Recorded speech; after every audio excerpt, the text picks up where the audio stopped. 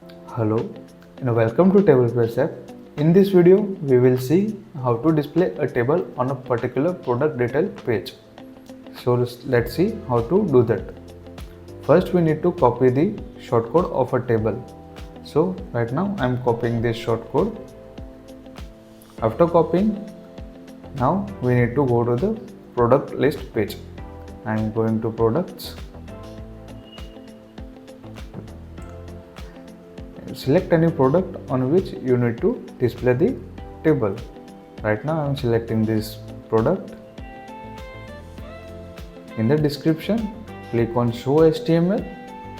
After your description ends, paste the shortcode. Click on save.